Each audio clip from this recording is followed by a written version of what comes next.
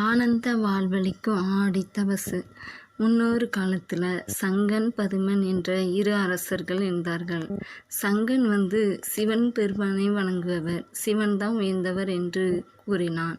பதுமன் விஷ்ணுவை வணங்குபவன், விஷ்ணு தான் உயர்ந்த தெய்வம் என்று பதுமன் கூறினான். இருவருக்கும் வாக்குவாதம் முற்றவே அன்னை பார்வதி தேவியிடம் சென்றனர்.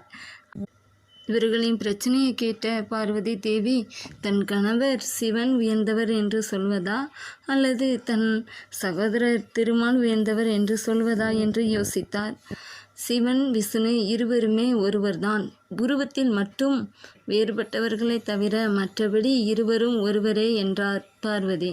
ஆனால் சங்கன் பதுமன் இருவரும் பார்வதி தேவி சொன்னதை ஏற்க மறுத்தனர்.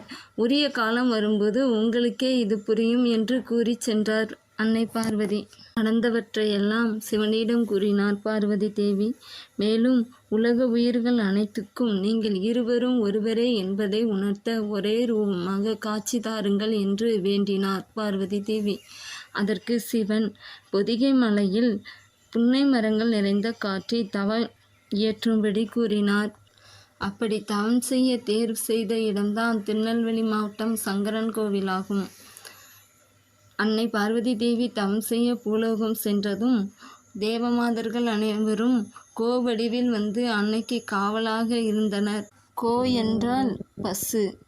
பசு கூட்டத்துடன் மதி போன்ற முகத்துடன் தவம் செய்த அம்மன் என்பதால் இத்தலத்து அம்மன் கோமதி என்றும் ஆவுடை நாயகி என்றும் அழைக்கப்படுகிறாள். புன்னை வனத்தின் ஊசி முனையில் நின்று பார்வதி தேவி கடும் தவம் இயற்றினார்.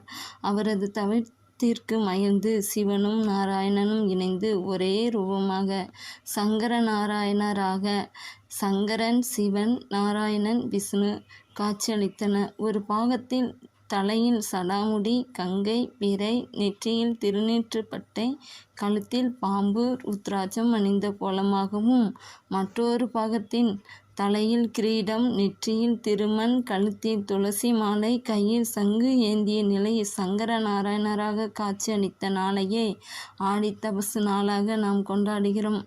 சிவபெருமான், திருமால், அன்னை, அம்பிகை ஆகிய மூவருக்கும் உரிய நாளான ஆடி தபசு நாளை சிவன் விஷ்ணு கோவில்களுக்கு சென்று வழிபடலாம் அல்லது அம்பிகை ஆலயங்களுக்கு சென்று விளக்கேற்றி வழிபடலாம்.